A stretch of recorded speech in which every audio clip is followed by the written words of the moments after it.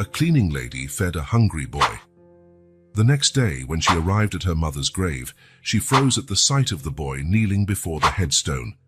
The front desk clock read 6:15 when Sarah picked up her time-worn keyring. Her fingers, marked by decades of labor, instinctively found the key to the basement, the biggest and oldest one, its once golden tip now tarnished. 30 years following the same route had left invisible footprints on the concrete steps leading down into the darkness.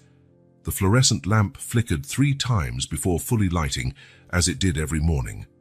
Sarah adjusted the light blue apron over her gray uniform, her slow movements betraying the fatigue of a restless night.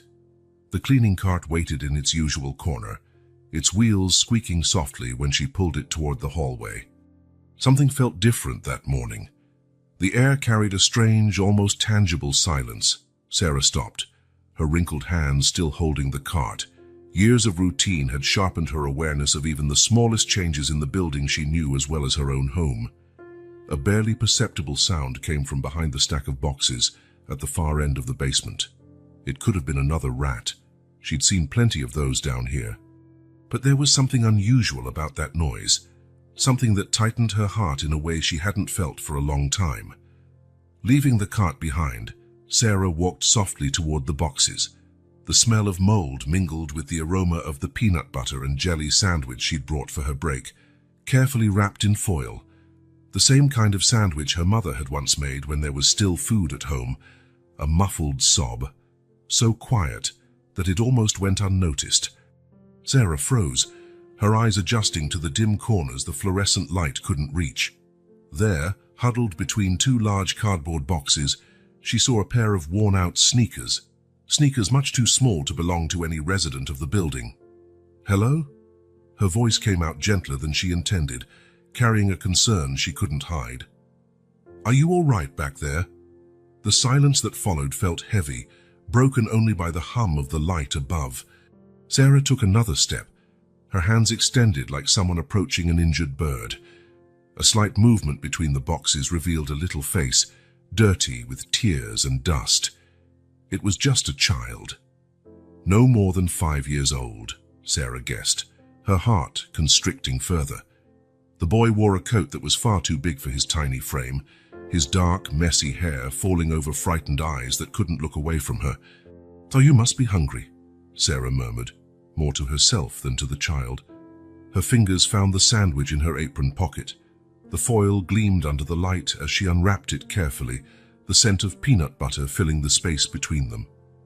The boy's gaze followed her movements, locked on the sandwich. Sarah recognized that look. It was the same one she used to see in the mirror during her own childhood, on days when the kitchen cupboards were bare. Moving deliberately, she tore the sandwich in half. "Would you like to share my snack?" she offered, keeping her voice calm as she crouched down, ignoring the protest in her knees. "It's not much, but it's fresh. I bought the bread this morning." For a moment, nothing happened. The boy stayed completely still, like a small, kind-of-scared statue. Then, very slowly, a small, grimy hand emerged from the shadows, hovering in the air before accepting the offered half of the sandwich. Sarah watched silently as he took his first, timid, cautious bite. The second bite was bigger, more urgent. Tears began to form in the corners of her eyes as she witnessed the hunger with which he ate, crumbs falling onto the oversized coat.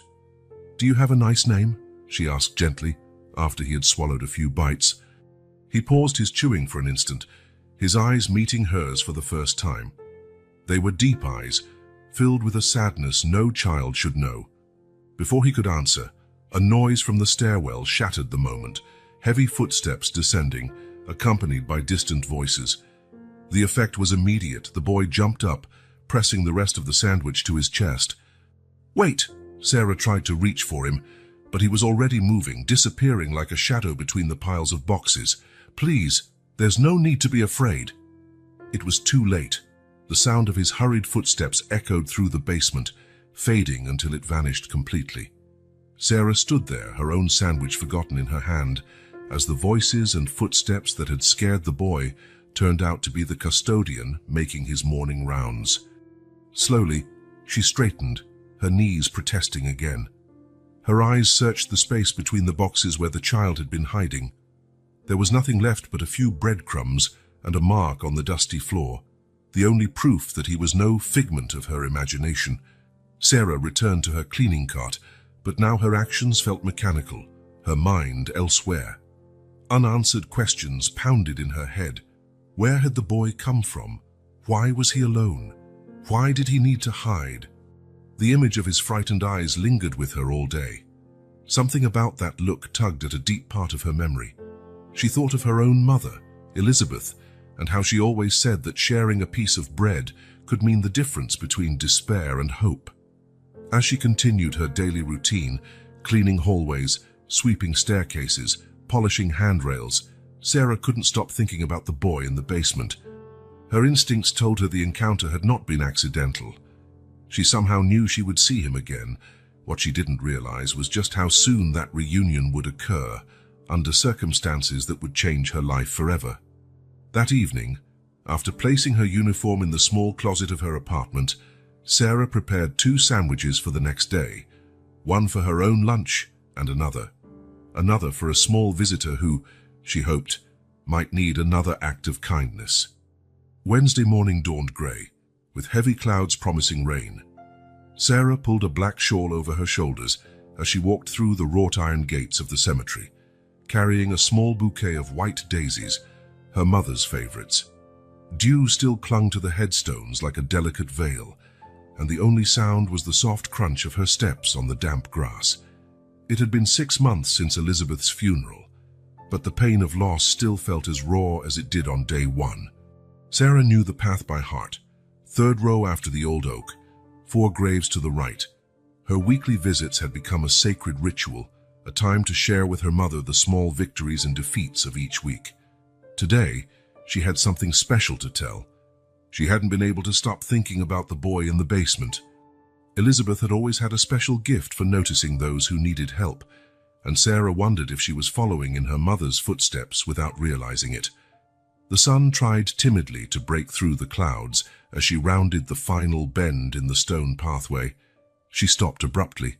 Her heart seemed to skip a beat, then pounded in her chest. There, kneeling at her mother's grave, was the same boy from the basement, still wearing that oversized coat. His little hands were laying freshly picked wildflowers on the earth, field daisies, some with roots still clinging to damp soil. Sarah stood still, afraid that any sudden movement might scare him away again. The boy hadn't noticed her. His lips were moving in a whisper, as if he were talking to the headstone. Silent tears left clean streaks on his dirty cheeks. "Miss Beth," she heard him murmur, "I brought your favorite flowers today. I found them in the same place you showed me, near the community center." The bouquet in Sarah's hands trembled. She felt her own tears start to fall. The boy went on, his childish voice heavy with heartbreak. Yesterday a lady gave me a sandwich, just like the ones you used to make for me with peanut butter." He sniffed, wiping his nose on the sleeve of his oversized coat. "I miss you." "Why did you have to leave?" An involuntary sob escaped Sarah's throat. The boy turned around quickly, his eyes wide with fear. For a moment, they just looked at each other, the woman in the black shawl and the dirt-covered boy, bound by the loss of the same person. "You—" Sarah took a hesitant step forward, her voice trembling. "You knew my mother." This time, the boy didn't run. His eyes, red from crying, widened even more as he recognized her. "You're the sandwich lady," he whispered, then glanced back at the headstone, confused. "Miss Beth was your mother?" Sarah nodded, moving forward slowly until she could kneel beside him. Her daisies joined his wildflowers on the grave. "She never told me she had a daughter," the boy said quietly, fiddling with the edge of the oversized coat.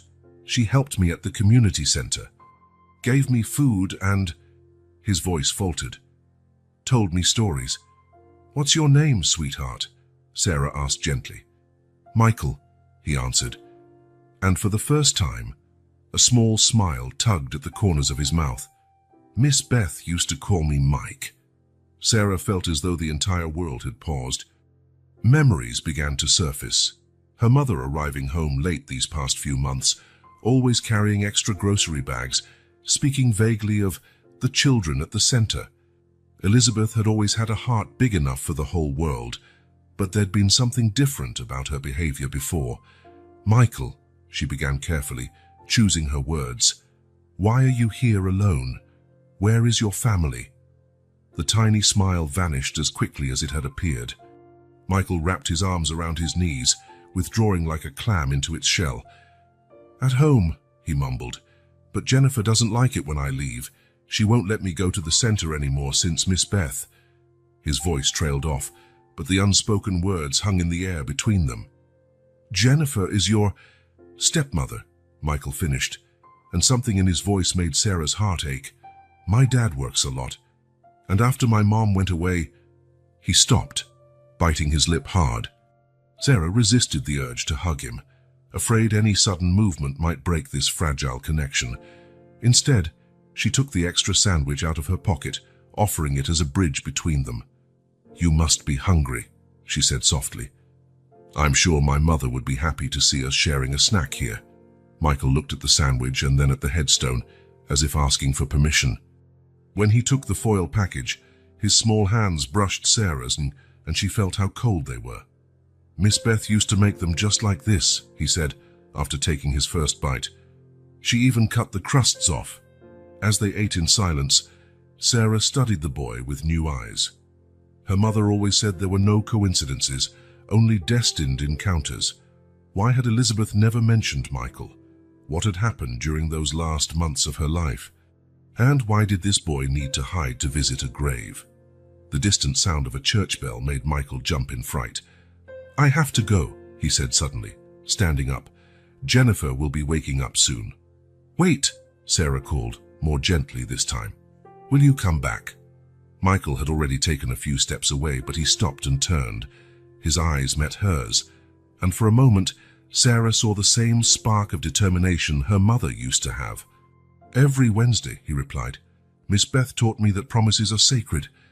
Before Sarah could say anything more, he disappeared among the headstones, leaving only the wildflowers as proof of his visit. She remained by her mother's grave as the first drops of rain began to fall. "What were you trying to tell me, Mom?" she whispered to the headstone. "What secrets did you keep to protect this boy?" The wind rustled through the trees in the cemetery, making the daisies sway on the grave. In that moment, Sarah was certain her 30-year routine was about to change drastically. Her mother always said some people enter our lives by chance and remain by destiny. Standing up, Sarah gently rearranged the flowers one last time. There was much to investigate, starting with the community center where her mother had volunteered. Something told her the answers she sought, and many she didn't yet know she needed, were waiting there. Rain pounded against the windows of Sarah's small apartment as she opened the last box of her mother's belongings. For 6 months, she hadn't had the courage to sift through those memories. Now, after the encounter at the cemetery, her hands shook with a different urgency as she rummaged through old papers and yellowed photographs. At the bottom of the box, under a stack of community center receipts, she found a worn red notebook. The elastic that kept it closed was nearly ready to snap. Sarah immediately recognized her mother's neat handwriting on the first page, "Records Confidential." She settled into the old armchair that still held a trace of Elizabeth's gentle perfume. The earliest entry was dated 8 months ago. "Noticed bruises on little M. Tanom's arms today. When I asked, he said he fell down the stairs, but his eyes, those eyes tell a different story. Jay has been more abrasive since she took over the household finances. I need to document everything." A chill ran down Sarah's spine. The following pages revealed a disturbing pattern. Elizabeth wasn't just the kind volunteer everyone assumed. She'd been meticulously documenting every child who showed signs of abuse or neglect. Arrived again today with no lunch. 3rd time this week. When I offered food, he devoured it as though he hadn't eaten in days. He said Jay claims he needs to earn his meals. He is 5 years old. Sarah's stomach twisted. The initials now made sense. M was Michael, J must be Jennifer. Her mother had been building a case, gathering evidence. Turning the pages more quickly, she found carefully glued newspaper clippings. One particularly caught her eye. Local businessman remarries 6 months after wife's mysterious death. The photo showed a tired-looking man beside a woman with a cold smile, likely Jennifer, Sarah assumed, feeling instant dislike. Slipped between the pages was a photograph. In it, Michael was smiling, holding a storybook in what looked like the community center library. Elizabeth stood beside him, wearing the determined expression Sarah knew so well. On the back, a date and note. M, reading on his own for the first time. I can't let them destroy this light. The journal entries became more worried toward the last pages. J showed up at the center today, demanded that M stop attending our activities, said I'm spoiling the kid, that he needs discipline. But her eyes, there's something else there. Fear. What is she hiding? Found odd documents today. Suspicious transfers from MDR's educational fund. Need to investigate further. Something's not right. Sarah paused, feeling the weight of these discoveries. Her mother, always so dedicated to social causes, had stumbled upon something much darker. The final entry, dated just a week before her sudden death, made Sarah's blood run cold. Jay found out I know too much. She threatened me, not me personally, but M. She said if I tell anyone, he'll disappear like his mother did. I must protect him. But how? If something happens to me, these records must reach the right people. The last pages were blank, except for a thin envelope taped to the back cover. Inside, Sarah found an old key and a note. For my Sarah, if you're reading this, something happened. In locker 23 at the community center, there's more evidence. M needs protection. I'm counting on you to finish what I started. With love, Mom. Sarah closed the notebook, her hands trembling.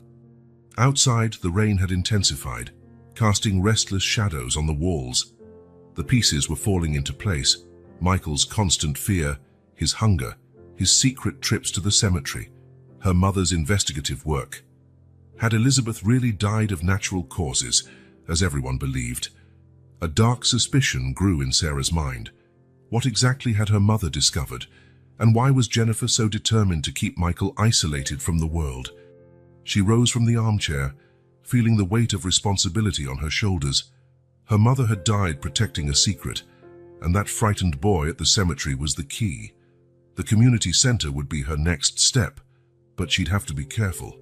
If Jennifer was willing to threaten a child, what else was she capable of? Sarah placed the notebook in her bag, along with the mysterious key. She would visit the community center tomorrow, now closed since her mother's death.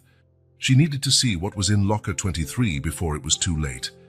Through the foggy window, she watched the rain turn the streetlights into trembling blurs. Somewhere out there, a 5-year-old boy was likely alone, scared, and in need of help. Her mother had risked everything to protect him. Now it was her turn to do the same.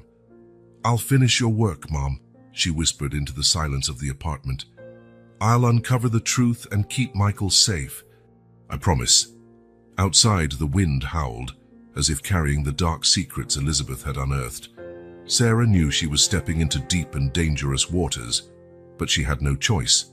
Some promises need to be kept, no matter the cost. The community center looked smaller and sadder than Sarah remembered. The dusty windows reflected the morning sun, revealing faded posters from past events still clinging to the glass. Her hands shook slightly as she fit the old key into the staff entrance, an entrance her mother had always used. The door creaked open, letting out a stale smell of mold and forgotten memories. Sarah turned on her phone's flashlight, its beam dancing across the peeling walls. 6 months of neglect had turned the once cheerful space into a ghostly setting.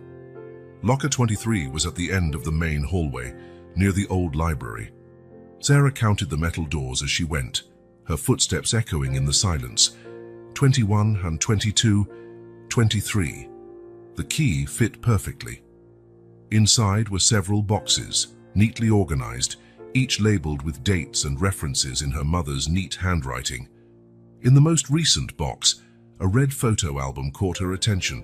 The first image made her heart stop. Elizabeth stood smiling beside a young, beautiful woman, both wearing center aprons. The woman had the same large, expressive eyes as Michael and a noticeably pregnant belly. On the back of the photo, in her mother's handwriting, "Mary and me, preparing for the Christmas party.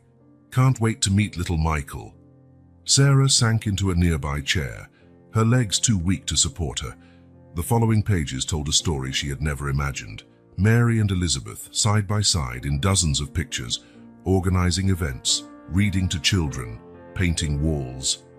In every image, Mary's smile shone like the sun.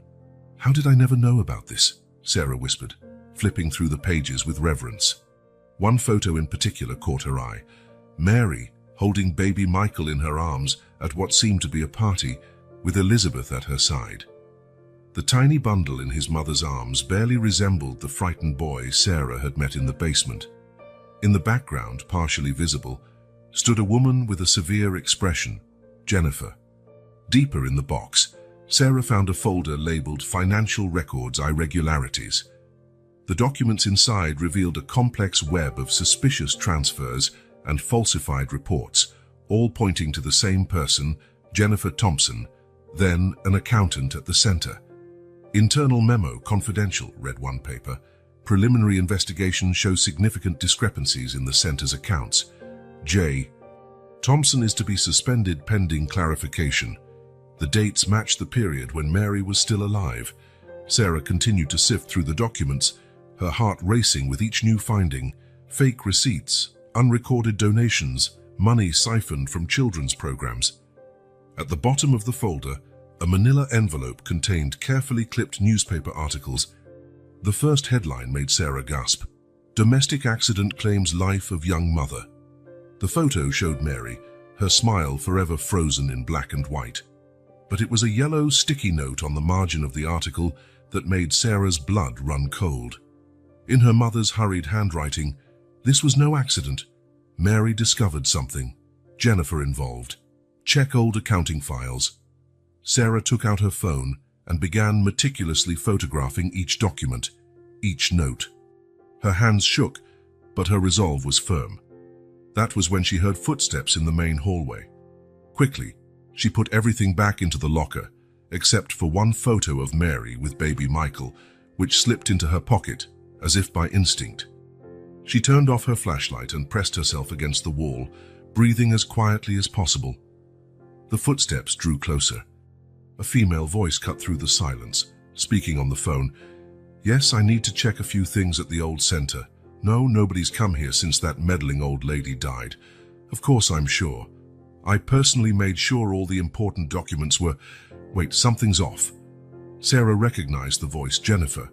Her heart pounded so loudly she was sure it must be audible.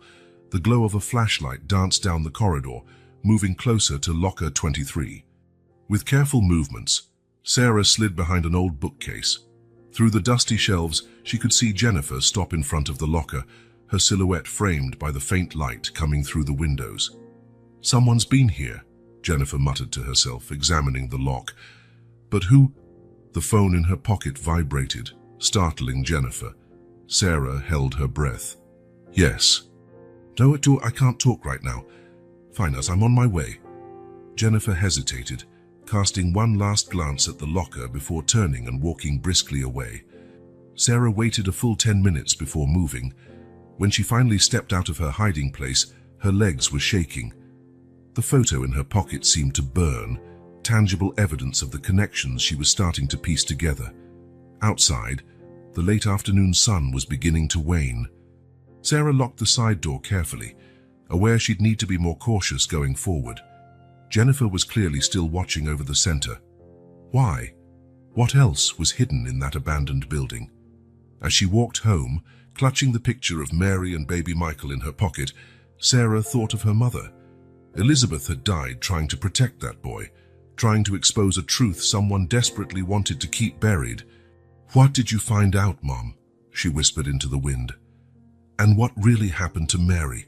The puzzle pieces were falling into place, forming a darker image than she'd feared. Sarah knew there was no turning back. She was in this too deeply now. For Michael, for Mary, for her mother. She had to uncover the truth at any cost. The photo in her pocket was more than evidence. It was a silent promise to a mother who would never see her son grow up, and to another mother who had died protecting him. The iron gate of the mansion screeched every time someone passed through it, a constant reminder of the decay hidden behind the imposing facade. Sarah adjusted the grey uniform borrowed from a friend at the cleaning agency, trying to appear as inconspicuous as possible while climbing the marble steps of the service entrance. "So, you're the new housekeeper?" The house manager, an older woman with graying hair and tired eyes, examined her from head to toe. "Jennifer demands absolute discretion. No unnecessary chit-chat, especially with the boy." Sarah nodded, keeping her gaze down to hide the anger rising in her chest. After 2 weeks of careful planning, she was finally inside the house where Michael lived, or survived, based on what she already knew. "Start on the second floor," the house manager instructed, "and remember, if the madam is home, you're to be invisible." The second floor was a maze of corridors and closed doors. Sarah worked methodically, years of cleaning experience allowing her to tidy each room while spotting revealing details. Michael's room was the smallest, almost devoid of toys. A narrow bed, an old dresser, and stacks of school books were the only furnishings. It was in Jennifer's study that she found the first clue. While dusting the shelves, a notebook fell, scattering papers on the floor. Among them, Sarah recognized her mother's handwriting, detailed notes on suspicious behavior. 0312. Michael showed up with bruises on his arms. Jennifer claims he fell down the stairs, but the marks don't match. 0315. Child has no lunch again. Jennifer says it's discipline. 0320. Found suspicious transfers from the education fund. Need more proof. Sarah quickly snapped photos with her phone before putting everything back. Her heart nearly stopped when she heard footsteps in the hallway. She grabbed the duster, pretending to clean a shelf. Jennifer walked in, her high heels tapping on the hardwood floor. Her cold eyes scanned the room before locking onto Sarah. "You're new," she said, her voice as sharp as ice. "Yes, ma'am. First day." Jennifer studied her for a moment that felt like an eternity. "You remind me of someone." "This is my first time working in a private home," Sarah lied smoothly. "I've always worked in office buildings." Jennifer shrugged, losing interest. "Just make sure you clean properly and stay out of my stepson's bedroom." After Jennifer left, Sarah exhaled, realizing she'd been holding her breath. She continued her work, now more cautious than ever. While cleaning the hallway, she heard muffled sobs coming from Michael's room. Her first impulse was to rush in and comfort him, but she knew she had to be patient. Any misstep could ruin everything. At the end of the day, as she was storing her cleaning supplies, a rough voice called to her from the backyard. "Miss Miller, can we talk?" Sarah turned to find a middle-aged man wearing a worn jacket. She recognized him from photos at the community center, David Parker, the former coordinator.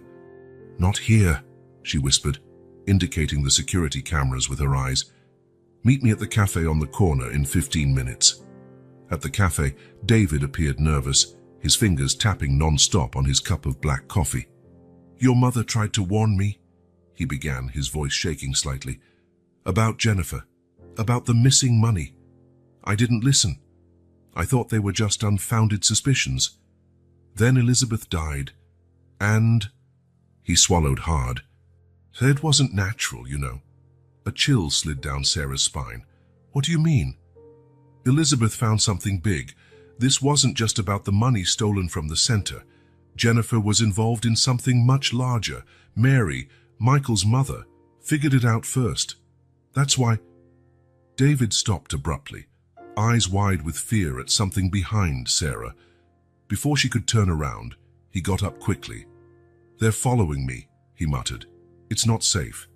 Check the mansion's basement, behind the wine rack. Elizabeth left something there." He rushed out, leaving Sarah with more questions than answers. Through the cafe window, she watched him vanish into the night, looking over his shoulder every few steps.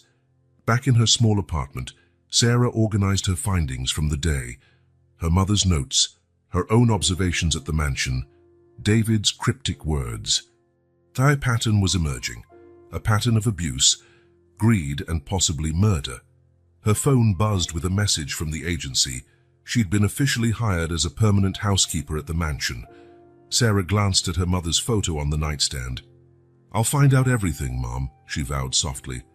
"For you, for Mary, and especially for Michael." In the silent mansion, behind imposing walls and creaking gates, a 5-year-old boy slept a restless sleep, unaware that someone was finally fighting for him. And in the dark basement, behind a wine rack, deadly secrets waited to be uncovered. Sarah knew that every day she spent in the mansion would be a dangerous dance with the truth. One misstep could cost her not only her cover, but possibly her life. Even so, as she laid out her uniform for the next day, she felt a fierce determination grow within her. Some battles must be fought in the shadows, and this would be one of them. The mansion's basement was a maze of dimly lit corridors and dusty shelves. Sarah waited until after midnight, when she was sure everyone was asleep, to slip down with her flashlight. The creak of the wooden steps sounded thunderous in the silence of the house. The wine rack David had mentioned was at the far end, a massive, dark oak structure covering the entire wall. Sarah ran her fingers over the dusty bottles, searching for anything unusual. In the lower right corner, she felt it, a small metal protrusion. With a soft click, a hidden compartment opened. Inside was a plastic folder sealed with tape. Her heart nearly stopped when she saw her mother's handwriting. "Evidence, give to the police if I die." A door slammed upstairs. Sarah froze, quickly turning off her flashlight. Footsteps. Someone was awake. Clutching the folder to her chest, she ducked behind an old tool rack. The footsteps drew close to the top of the basement stairs, then receded. Sarah let out the breath she'd been holding and, with trembling hands, slipped the folder into her bag. She had to get out. Back in her apartment, she spread the folder's contents across her kitchen table. The first page was a letter from her mother. "Dear Sarah, if you're reading this, it means my suspicions were correct. Jennifer isn't who she appears to be. I found evidence of a much bigger embezzlement scheme than we thought. Mary was the first to see it, and she paid for it with her life. With love, Mom." The following pages revealed a meticulously documented web of corruption, falsified financial reports, suspicious bank transfers, forged documents. Jennifer had systematically siphoned off funds not only from the community center, but also from several charitable organizations. "Internal audit report," read one document. "Discrepancies identified over the past 18 months total over $2 million embezzled." Signed, Mary Anderson. The date of the report was 3 days before Mary's accident. Sarah also found a flash drive hidden at the bottom of the folder. Hands shaking, she plugged it into her laptop. Dozens of files appeared, including a video. Mary filmed herself in the community center office. "If anything happens to me, I want everyone to know Jennifer Thompson is behind the systematic theft of funds meant for underprivileged kids. I found proof that she..." The video cut off abruptly. 3 days later, Mary was dead. Among the files, Sarah found the bogus reports Jennifer had used to close the community center, claims of mismanagement, non-existent structural problems, fabricated financial deficits, everything meticulously crafted to shut down the one place that could expose her crimes. One especially disturbing email caught her eye, an exchange between Jennifer and a complicit accountant, M. "Is asking too many questions. Ash is snooping around as well. We need to move fast. I won't lose everything because of 2 busybodies." The date was 1 week before her mother's death. Sarah felt sick. The coincidences were impossible to ignore. Her mother and Mary hadn't died by chance. They'd been silenced because they knew too much. A noise at the door made her jump. It was only the wind, but her heart still pounded. She had to be more careful. Jennifer had already shown what she was capable of. Gathering the evidence, Sarah began making digital copies of everything. She needed to ensure the truth would survive, no matter what happened to her. One detail in the documents caught her attention. several references to an account in the Cayman Islands. The embezzled money wasn't just financing Jennifer's luxurious lifestyle. A large portion had some other unknown destination. Dawn was breaking by the time Sarah finished reviewing all the material. Her findings painted a terrifying picture. Jennifer wasn't just a cruel stepmother or a run-of-the-mill fraudster. She was a cold-blooded criminal who wouldn't hesitate to eliminate anyone in her way. But there was still one piece that didn't make sense. Why had Robert, Michael's father, never suspected anything? Sarah went back to the documents, hunting for clues. An audio file stood out, secretly recorded by her mother. "He's drugged most of the time," said the housekeeper's voice. "Jennifer puts something in his coffee every morning. Says it's for depression, but—" Sarah shivered. The plot was even more sinister than she had imagined. Jennifer wasn't just stealing from the center. She was manipulating everyone around her, keeping Robert under chemical control while abusing Michael and funneling away the family fortune. A notification on her phone brought her back to reality. It was time to go to work at the mansion. Sarah secured the evidence in a safe spot in her apartment. She had to keep up her role as the unassuming housekeeper while planning her next move. As she got ready, she glanced again at the photo of her mother on the wall. Elizabeth had died trying to expose the truth and protect Michael. Sarah wouldn't let that sacrifice be in vain. She failed to notice the dark car parked across the street, or the man inside who was photographing her every move. Jennifer had her own eyes on Sarah, and the net was starting to tighten. The rain battered the mansion's windows that night, creating unsettling shadows on the walls. Sarah was finishing up in the library when she heard raised voices coming from the study. The door was slightly ajar, allowing bits of the argument to reach her. "What did you do with my medication?" Robert's voice sounded different, clearer, stronger than the usual apathetic tone. "For weeks now, I've been cutting back on the doses, Jennifer. Weeks of watching, remembering." Sarah crept closer, her heart pounding. Through the crack in the door, she saw Jennifer by the window, her tense posture revealing she'd lost control of the situation. "You haven't been well, dear. You needed help getting over Mary's death. Don't you dare say her name." Robert slammed his hand on the desk, rattling the photo frames. "I found the documents in the safe, the transfers, the community center reports. Why, Jennifer? Why destroy a place that helped so many children?" Sarah held her breath, gripping the cleaning rag in her hands. Through the window's reflection, she saw Jennifer's expression twist into something she'd never seen before, a mix of fury and desperation. "You understand nothing," Jennifer hissed. "That center was a threat. Mary and that meddling Elizabeth, always snooping, always asking questions. They were going to ruin everything." "What are you saying?" Robert's voice wavered. "Your precious Mary," Jennifer laughed. A cold, humorless sound. "So devoted, so righteous. She found out about the money transfers, threatened to expose me. She thought she could corner me with her moral high ground." Sarah discreetly took out her phone, hitting record. Her hands shook, but she kept it steady, aimed at the crack in the door. "What did you do?" Robert asked, horror creeping into his voice. "It was so easy," Jennifer continued, her voice almost dreamlike. "The brakes on her car. She never suspected a thing until it was too late. And Elizabeth," she shook her head. "She should have learned from Mary's example, but she didn't. She kept investigating, threatening to expose everything." You killed Mary? And Elizabeth, too?" Robert staggered, leaning against the desk. "My God, Michael, our son." "Your son!" Jennifer exploded. "Always your son. Do you know how much money was set aside for him?" "Millions in a fund I couldn't touch. Mary made sure of that in her will. And Elizabeth, that meddling old woman, found out I was trying to access the funds." Silent tears streaked Sarah's face as she continued to record. Every word was a confession, every sentence a glimpse into Jennifer's cruelty. "I threatened to hurt the boy if she didn't back off," Jennifer continued, bitterness dripping from her voice.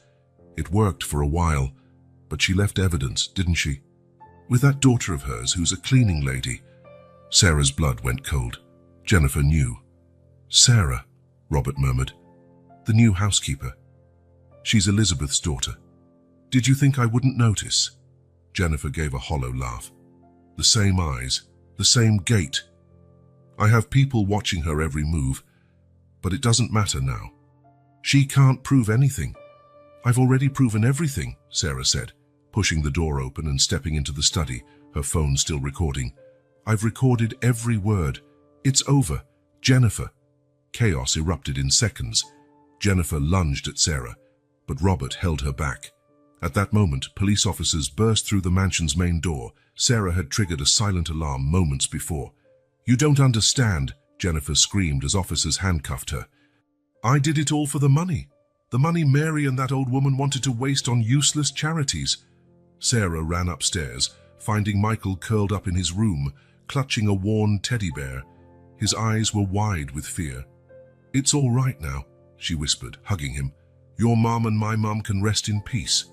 No one will hurt you anymore. Robert appeared at the door, tears and guilt etched on his face. Michael, he called softly. Son, I'm so sorry. I should have known. I should have protected you. As the police gathered evidence and led Jennifer away, Sarah stayed with Michael and Robert. The rain outside was beginning to subside, as though nature itself recognized that darkness had finally been brought into the light. The next day, newspapers splashed the headline, Businesswoman confesses to murders and embezzlement at community center. The families of the victims would finally see justice, and the community center would reopen stronger than ever. Freed from the drug's influence, Robert began the painful process of reconnecting with his son. His first clear decision was obvious. Reopen the community center as a foundation in memory of Mary and Elizabeth. Sarah found a letter from her mother in her mailbox, left with a lawyer to be delivered if the truth ever came out. Dear Sarah, if you're reading this, it means you've managed to finish what I started. Protect Michael, help Robert heal, and never forget. Love is stronger than greed, and truth always finds its way into the light. With all my love, Mom. Sarah folded the letter gently, tucking it away with the photo of Mary and baby Michael. Some battles are fought in the shadows, but true healing happens in the light. For Michael, that healing would start now, surrounded by the love that two mothers had sacrificed their lives to protect. Late that afternoon, the sky darkened quickly, as though nature sensed the oncoming storm. Sarah was organizing the last bits of evidence in her apartment when her phone rang. It was the mansion's house manager, her voice shaky with panic. Sarah, she's gone crazy. Jennifer took Michael. She grabbed a bunch of papers from the office and dragged him out. He was screaming. Thunder roared across the sky as Sarah rushed to her car. The rain was beginning to fall, first in scattered drops, then in sheets that reduced visibility to almost nothing. Her hands gripped the steering wheel as she called Robert. I've already alerted the police, he said, voice breaking. But Jennifer disabled the GPS on her car. We have no idea where... Sarah slammed on the brakes, a sudden memory flashing through her mind like lightning. A story her mother used to tell about secret shelters in the community center for kids in dangerous situations. The basement of the center, she murmured. Mom always said there were hidden places down there, places no one would think to look. The center's been closed for months, Robert replied. But Jennifer worked there. She'd know about them. Sarah took a sharp turn, the tires skidding on the wet pavement. The community center was 10 minutes away under normal conditions. With this storm, every second felt like an eternity. Her thoughts drifted to Michael. The boy had already endured so much, his mother's death, Jennifer's abuse. Her mother's words echoed in her mind. Some children carry more pain than they should. It's our job to show them there's still kindness in this world. The old building appeared through the curtain of rain, its once inviting facade now eerie in the stormy dusk. Jennifer's car was parked around the back, partly concealed by overgrown shrubs. Sarah parked a distance away and turned off her headlights. The police were on their way, but every second was precious.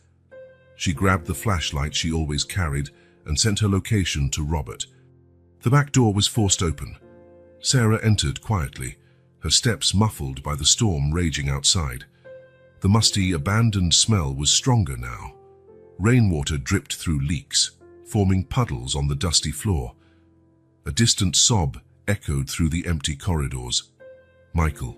Sarah followed the sound, her heart pounding like a drum. She knew this place like the back of her hand. How many afternoons had she spent here watching her mother work?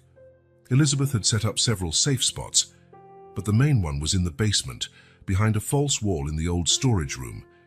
Voices grew clearer as she approached the basement stairwell. Jennifer's voice, shrill with hysteria. "Shut up!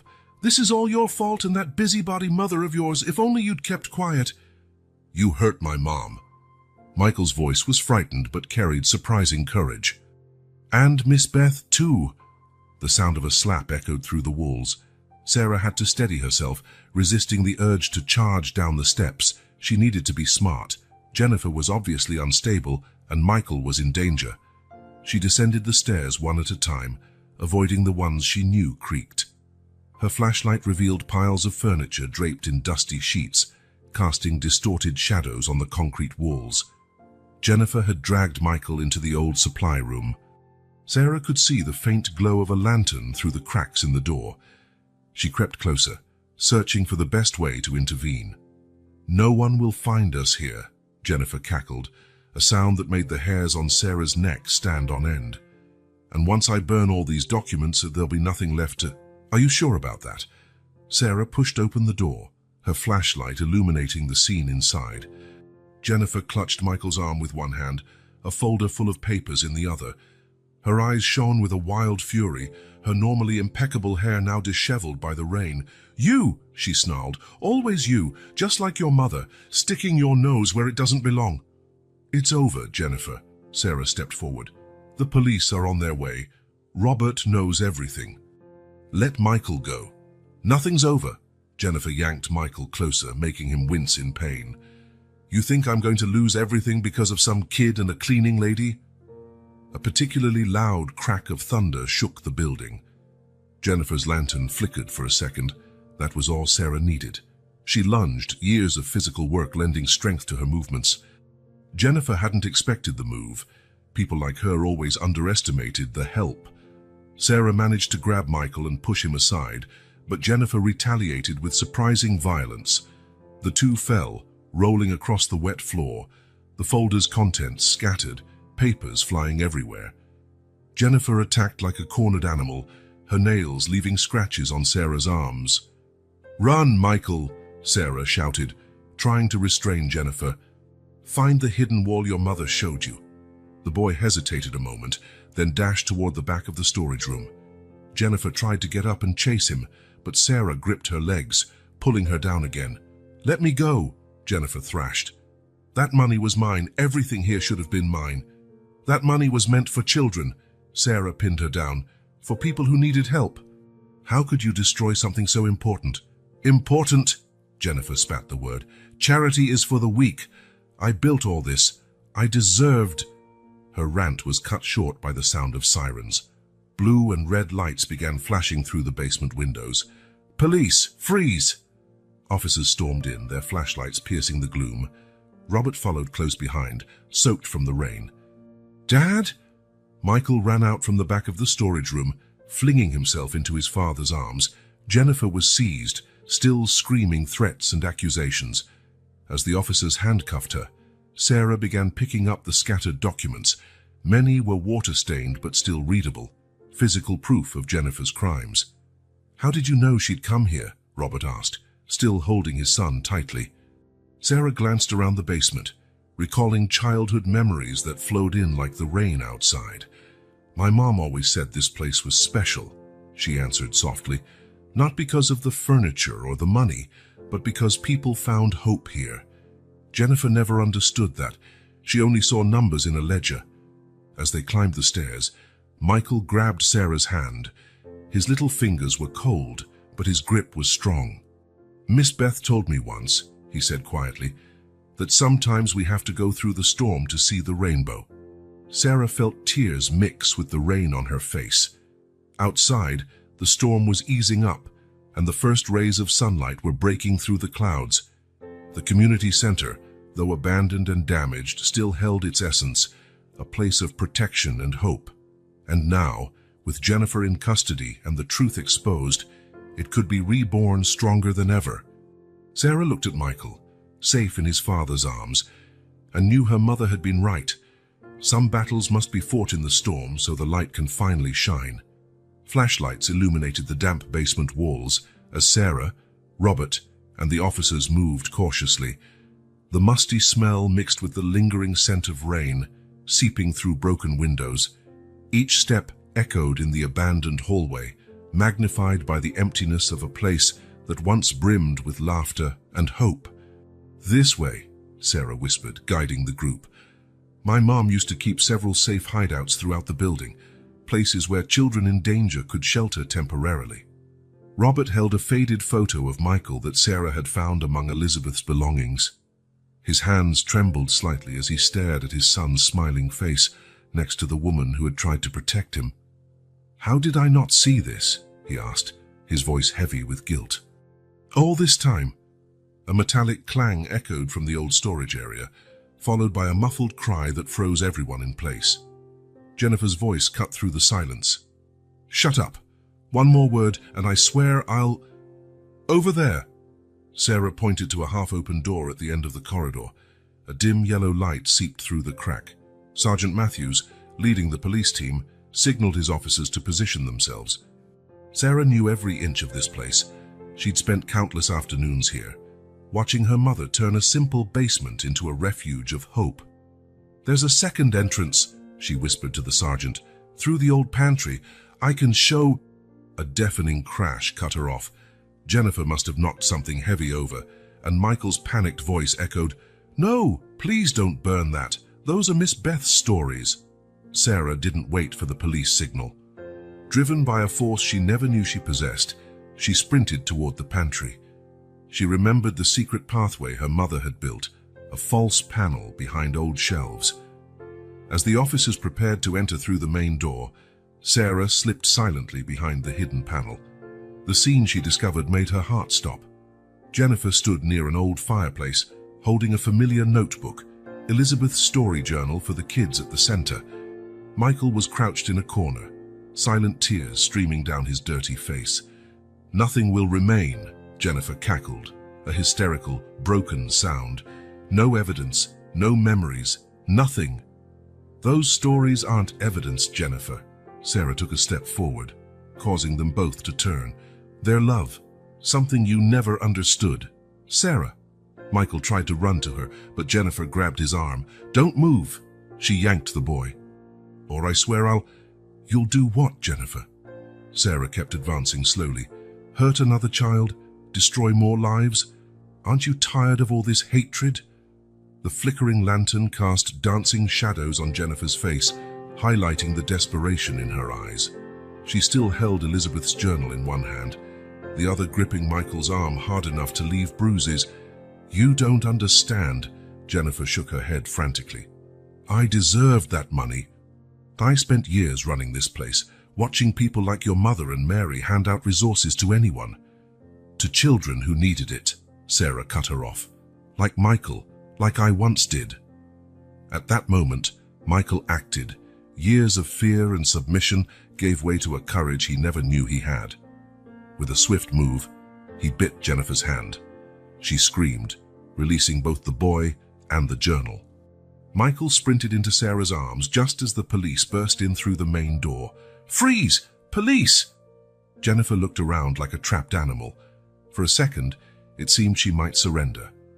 Then, in a desperate move, she grabbed a bottle of cleaning fluid that had been left behind and hurled it against the wall near the fireplace.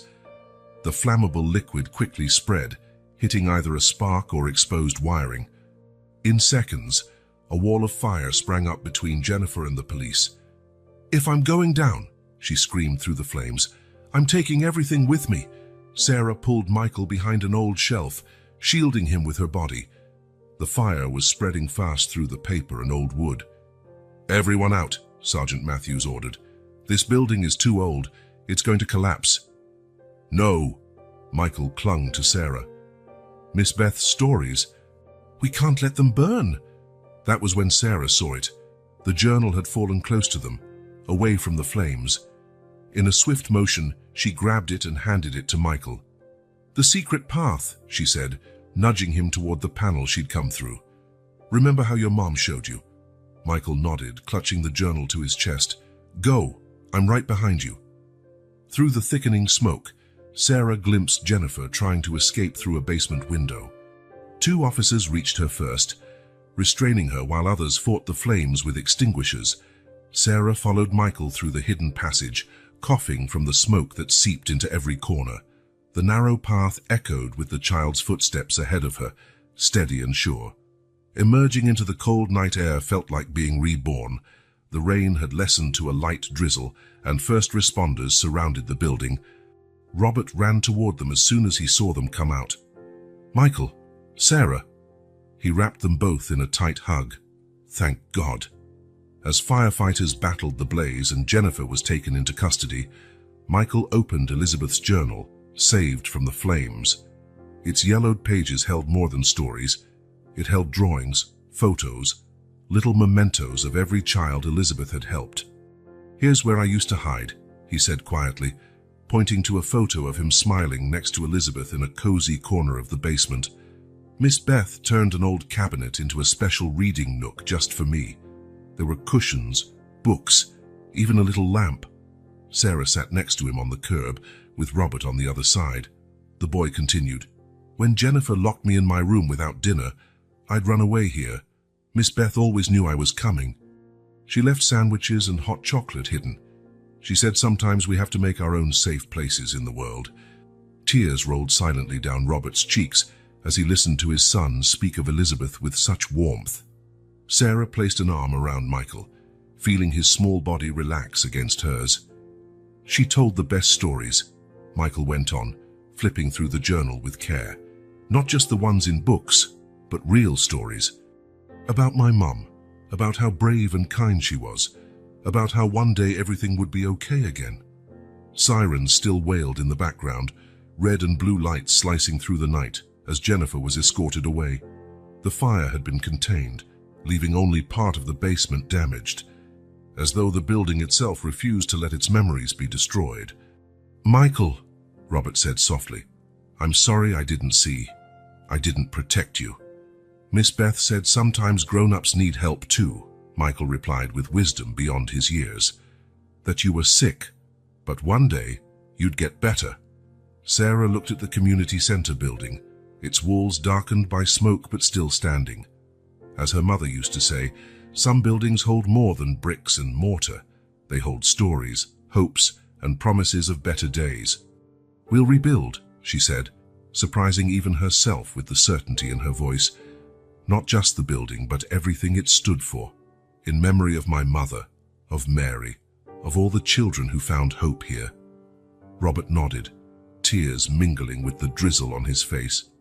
"Michael needs a safe place to grow up. All children do." In the sky, the clouds began to break, revealing the first stars of the night. Michael opened the journal to a specific page where Elizabeth had written a special note.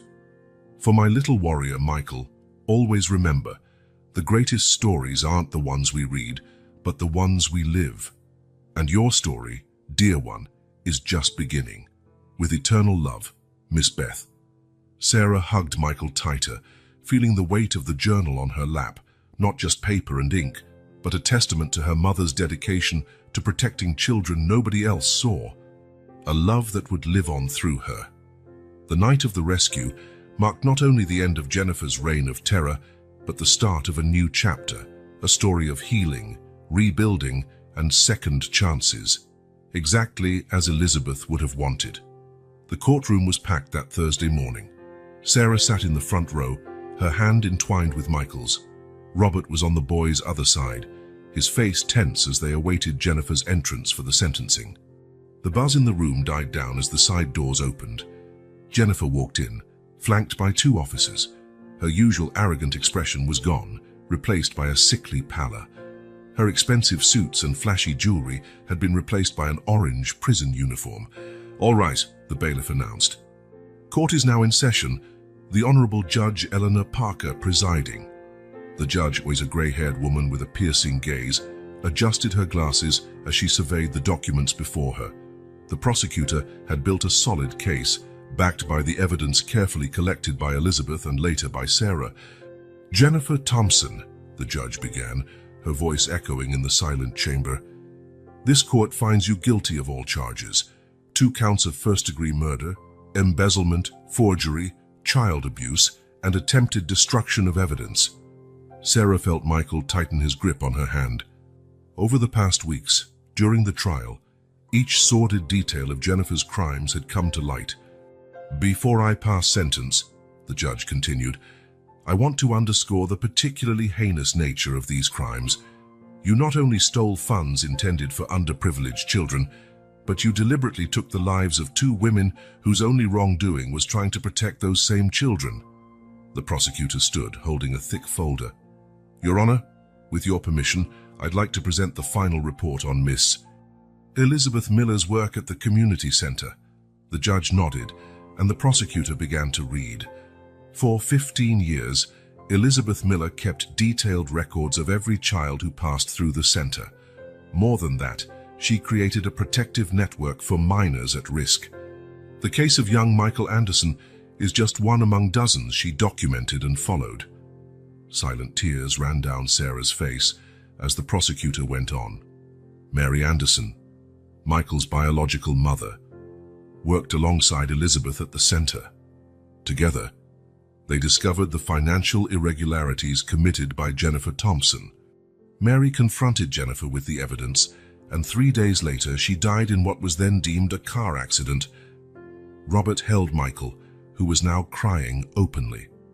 Learning the truth about his mother's death was both painful and liberating.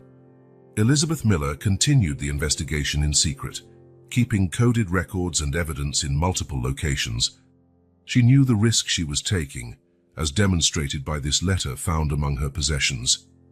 The prosecutor held up a sheet of yellowed paper. "If anything happens to me, all the evidence is secured.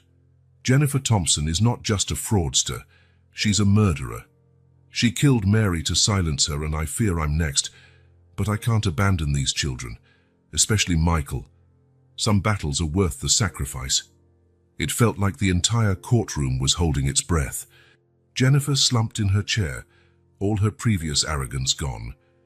"Elizabeth Miller's supposed heart attack," the prosecutor continued, "occurred on the day she planned to turn all her evidence over to the police.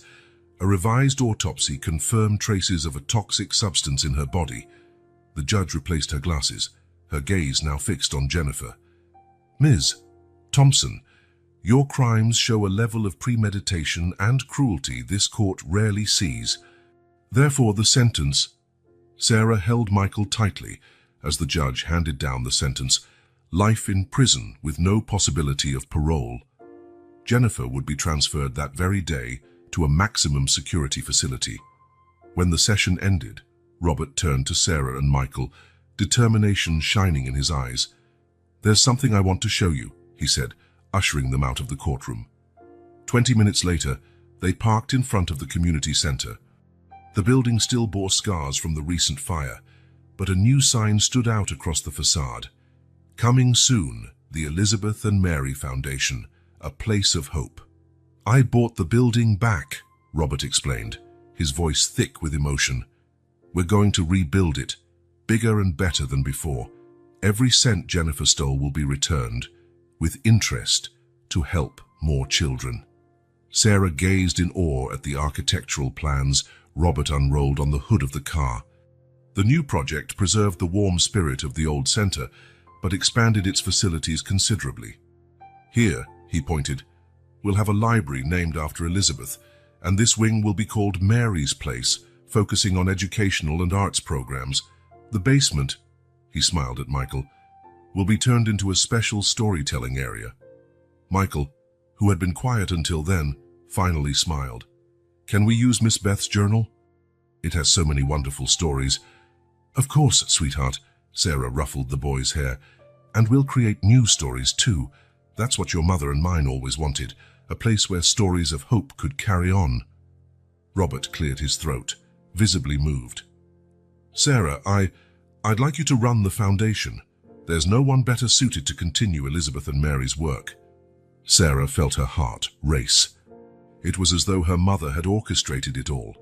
The meeting with Michael in the basement, the discoveries, even her role in the new foundation. Some battles are worth the sacrifice, she echoed her mother's words, looking at the building that would soon come back to life. And some stories need to keep being told.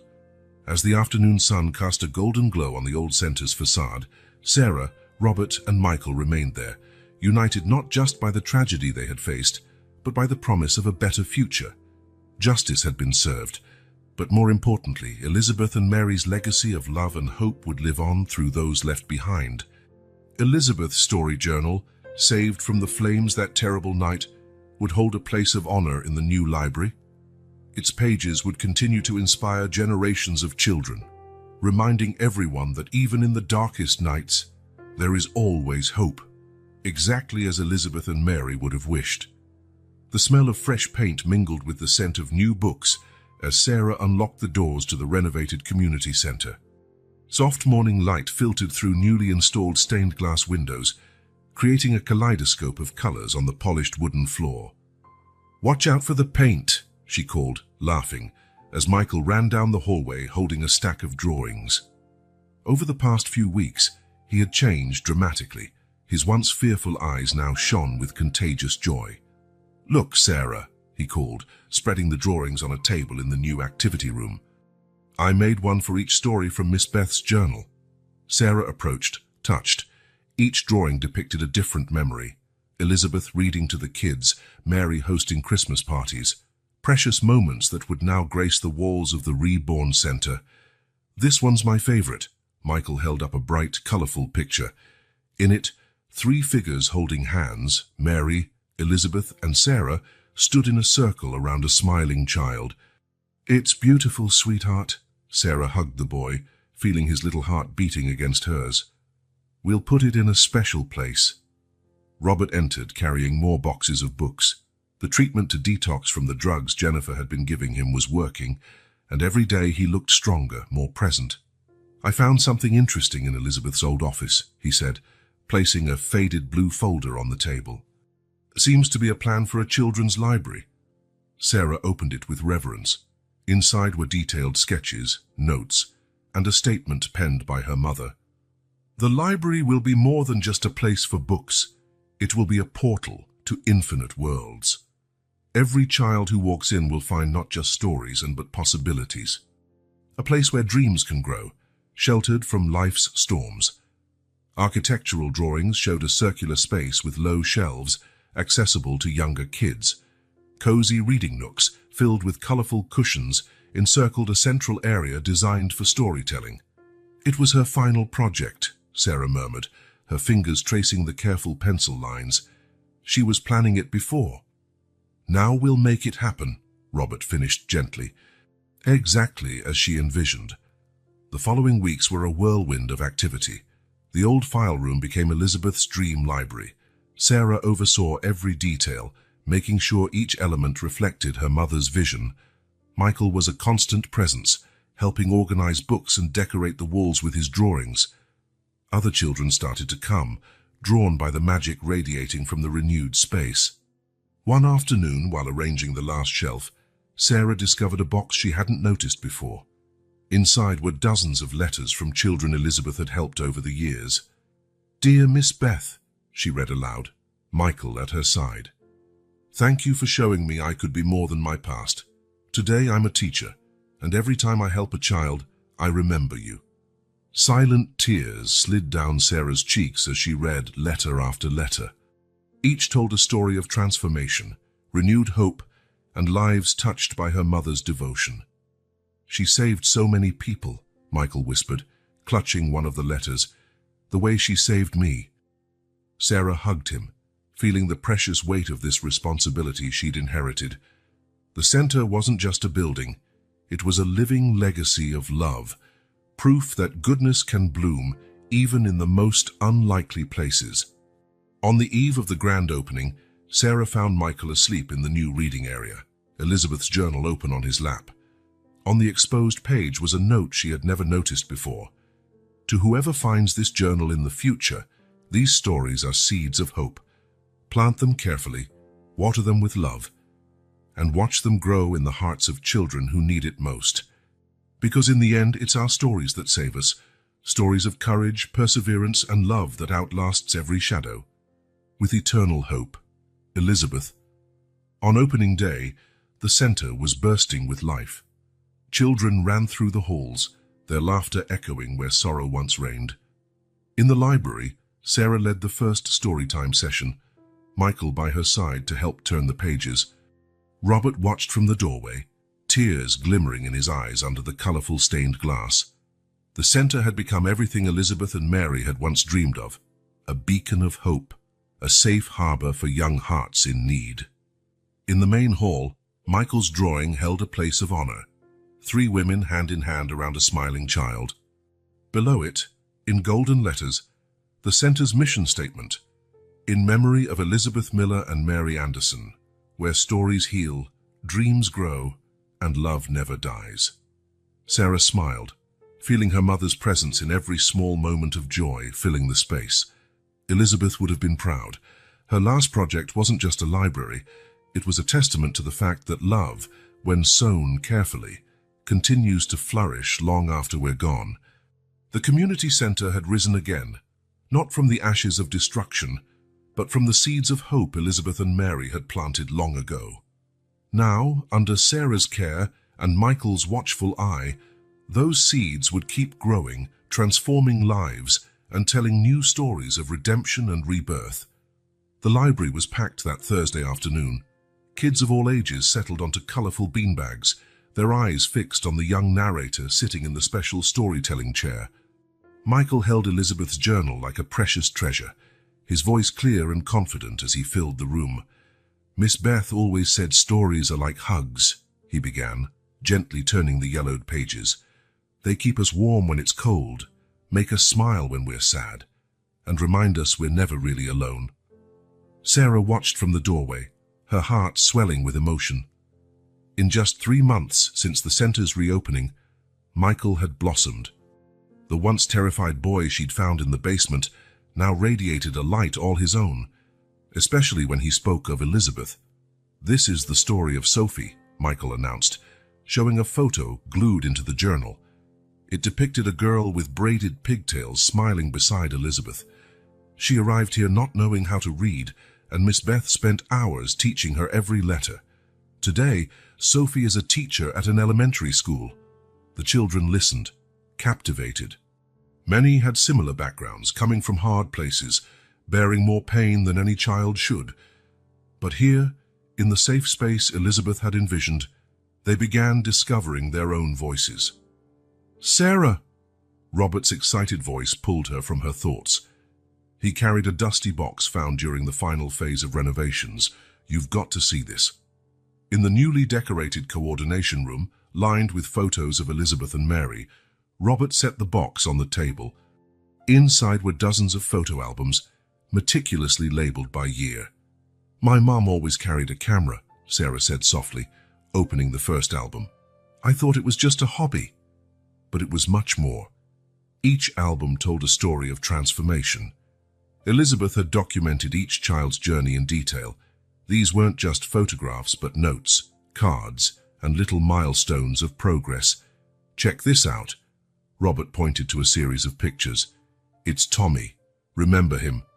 He came here not speaking to anyone after losing his parents. Elizabeth photographed him for months, capturing each tentative smile, every new word." Sarah picked up another album, this one more recent. Her heart nearly stopped upon seeing the first photos of Michael, so small, so frightened, hiding behind Mary. The subsequent pictures showed his gradual transformation, playing with other kids, smiling beside Elizabeth during reading sessions, painting in the art room.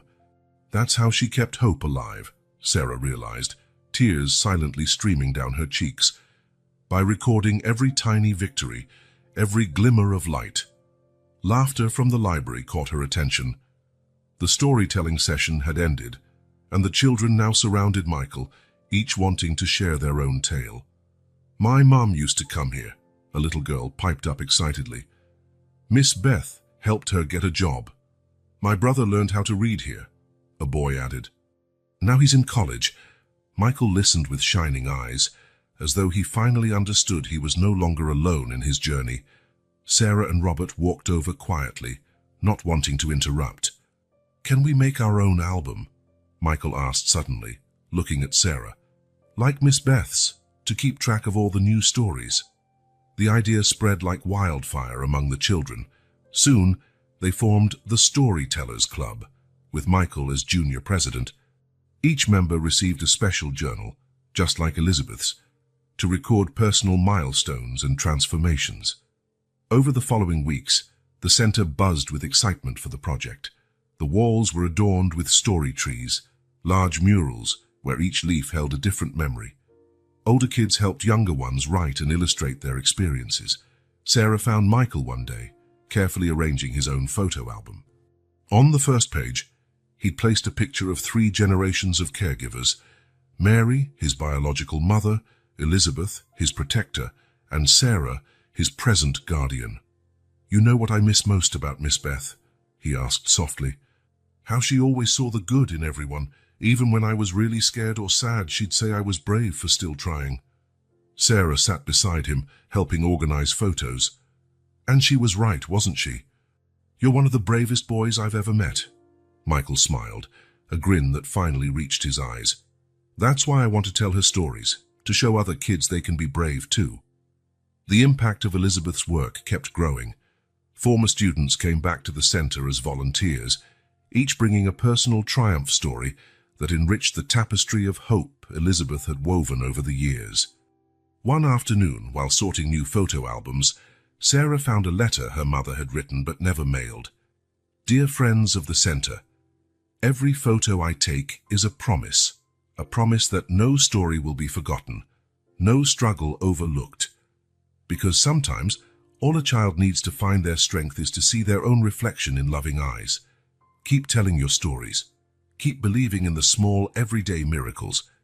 That's how hope survives, passed on like a precious flame, lighting the way for those who follow. With eternal love, Elizabeth. Sarah tucked the letter into the center's new album, alongside the latest photos, Michael telling stories, children laughing in the library, new chapters unfolding daily. The community center had become more than a place of service. It was a sanctuary of living memories, where past and present intertwined in a dance of healing and hope. Elizabeth's stories lived on, not just in her journal's pages, but in the smiles of the children who now filled the hallways with renewed joy. And Michael, the once frightened boy hiding in the basement, was now helping others find their voices, their courage, their inner light, just as Elizabeth always knew he would. A year had passed since that stormy night in the basement. It was a sunny Wednesday, and the community center's garden was full of children helping Michael pick flowers. White daisies, Elizabeth's favorites, mingled with wild blooms in bright little bouquets. Sarah watched from the porch, her heart brimming at the sight of Michael's transformation. Now 6 he was known as the Story Keeper, always ready to share a Miss Beth memory with every new child who arrived. Is everyone ready? She asked, as the children lined up with their bouquets. They had a tradition. On the last Wednesday of each month, they visited Elizabeth and Mary's graves, bringing flowers and fresh stories. The small group walked through the local cemetery, now not a place of fear or sorrow, but one of deep connection. The side-by-side headstones were always well tended, a reflection of the frequent visits. Can I start today? Michael asked, kneeling between the graves. His father, Robert, rested a supportive hand on his shoulder. Hi, Mom. Hi, Miss Beth, he began, his voice clear and sure. I brought some special people with me today. This is Lisa. She just got to the center last week. She was scared, like I used to be, but she's already starting to smile. A small girl with colorful braids stepped forward shyly, placing her bouquet on Elizabeth's grave. Miss Beth helped me when I was scared, Michael told Lisa. And now Sarah helps us the same way. It's like their love never really went away, you know? Sarah felt tears rolling silently down her cheeks. The center now supported 3 times as many children as it did in her mother's time. Every story of triumph, every reclaimed smile, honored the work Elizabeth and Mary had begun. The children took turns sharing their small victories, learning to read, making new friends, finding the courage to sing at the center's talent show. Tiny triumphs that, together, formed a grand story of transformation. Last week, Michael continued, now speaking to his mother's grave, a lady visited the center. She said you helped her a long time ago, when she was pregnant and alone. Now she's a doctor and wants to volunteer on Saturdays. Robert pulled Michael into a hug, his own tears mingling with Sarah's. The center had become more than a helping hand. It was a bridge between past and present, where old stories inspired new beginnings. After the children finished, Sarah took a worn envelope from her pocket. She'd found it that morning, hidden inside one of Elizabeth's last books. Dear Sarah, if you're reading this, time has passed and many things have changed, but some truths remain eternal. Love never truly dies. It simply transforms, like a seed we plant, without fully knowing what flower will bloom. You, my daughter, have always been my most precious flower. I know you'll keep tending the garden Mary and I started. Every child who comes to the center is a new seed of hope. Nurture them with the same love you give to all you do. And as for Michael, my brave little warrior, tell him his mother Mary is proud. Every story he tells keeps alive the memory of how deeply she loved him. Sometimes angels must leave early, but they leave other angels to continue their work. Keep writing our story, Sarah, not with ink and paper, but with healed hearts and rescued smiles. Because as long as there's a child in need of love, our work goes on. With eternal love, Mom. Sarah folded the letter gently, watching the children play among the headstones, turning a place of loss into a garden of living memories. The community center had become exactly what Elizabeth and Mary dreamed of, a beacon of hope, a place where stories of pain turned into stories of resilience. Michael approached, holding one more bouquet of daisies. Sarah, he said softly, I think I know why Miss Beth took so many pictures of us. Why, sweetheart? Because each photo was like keeping a little piece of hope, to remind us that even on sad days, we were growing, changing, getting stronger. Sarah embraced the boy, marveling at his insight. On the horizon, the sun began to set, painting the sky in pastel shades reminiscent of Elizabeth's favorite watercolors. Shall we go? Robert asked gently. The kids are waiting for story time back at the center. As they headed back, Sarah cast one last glance at the graves. The daisies swayed gently in the late afternoon breeze, as though Elizabeth and Mary were waving in approval. Their legacy lived on, not just in the center's walls or the journal's pages, but in the children's laughter, the shared stories, and the everyday acts of love and bravery. Sarah knew in her heart that as long as someone was willing to reach out to a frightened child, as long as there were stories of hope to be told, Elizabeth and Mary's work would never truly end. It was a legacy of love that would continue, page by page, story by story, life by life, eternal as the daisies that bloom every spring.